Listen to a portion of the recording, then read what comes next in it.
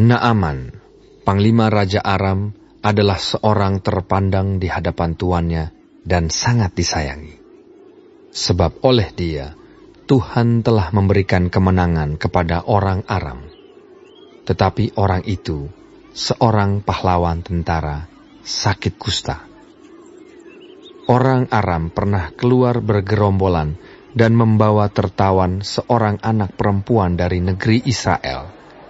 Ia menjadi pelayan pada istri Naaman. Berkatalah gadis itu kepada nyonyanya, "Sekiranya tuanku menghadap nabi yang di Samaria itu, maka tentulah nabi itu akan menyembuhkan dia dari penyakitnya." Lalu pergilah Naaman memberitahukan kepada tuannya, katanya, "Begini-beginilah dikatakan oleh gadis yang dari negeri Israel itu." Maka jawab Raja Aram, "Baik, pergilah, dan aku akan mengirim surat kepada Raja Israel." Lalu pergilah Naaman dan membawa sebagai persembahan 10 talenta perak dan 6.000 shikal emas dan 10 potong pakaian. Ia menyampaikan surat itu kepada Raja Israel yang berbunyi, "Sesampainya surat ini kepadamu, maklumlah kiranya bahwa aku menyuruh kepadamu Naaman, pegawaiku, supaya engkau menyembuhkan dia dari penyakit kustanya." Segera sesudah Raja Israel membaca surat itu, dikoyakannya lah pakaiannya, serta berkata, "Alahkah aku ini yang dapat mematikan dan menghidupkan, sehingga orang ini mengirim pesan kepadaku, supaya ku sembuhkan seorang dari penyakit kustanya? Tetapi sesungguhnya, perhatikanlah dan lihatlah, dia mencari gara-gara terhadap aku." Segera sesudah didengar Elisa, abdi Allah itu, bahwa Raja Israel mengoyakkan pakaiannya, dikirimnyalah pesan kepada Raja, bunyinya, "Mengapa engkau mengoyakkan pakaianmu? Biarlah ia datang kepadaku, supaya ia tahu bahwa ada seorang nabi di Israel." Kemudian datanglah Naaman dengan kudanya dan keretanya, lalu berhenti di depan pintu rumah Elisa. Elisa menyuruh seorang suruhan kepadanya, mengatakan, "Pergilah mandi 7 kali dalam sungai Yordan, maka tubuhmu akan pulih kembali, sehingga engkau menjadi tahir." Tetapi pergilah Naaman dengan gusar sambil berkata, "Aku sangka bahwa setidak-tidaknya ia datang keluar dan berdiri memanggil nama Tuhan Allahnya, lalu menggerak-gerakkan tangannya di atas tempat penyakit itu, dan dengan demikian menyembuhkan penyakit kustaku.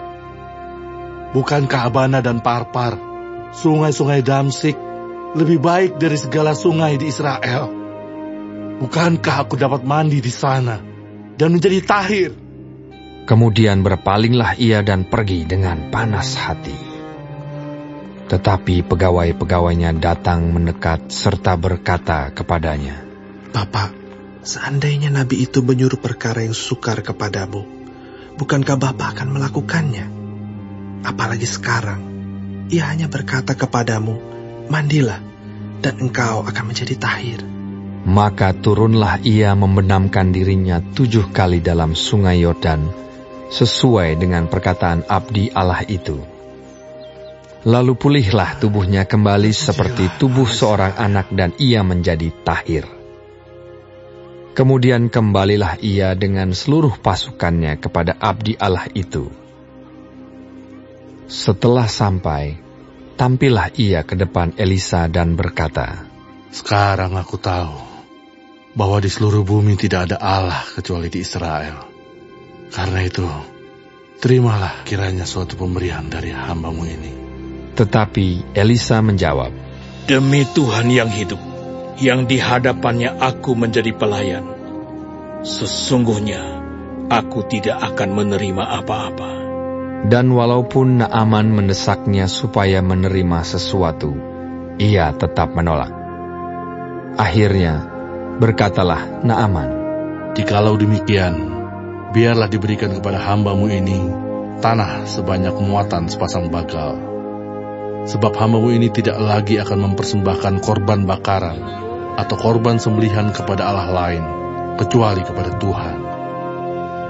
Dan kiranya Tuhan mengampuni hamba-Mu ini dalam perkara yang berikut, apabila tuanku masuk ke kuil Rimon untuk sujud menyembah di sana, dan aku menjadi pengapitnya, sehingga aku harus ikut sujud menyembah dalam kuil Rimon itu, kiranya Tuhan mengampuni hamba-Mu ini dalam hal itu." Maka berkatalah Elisa kepadanya, "Pergilah dengan selamat."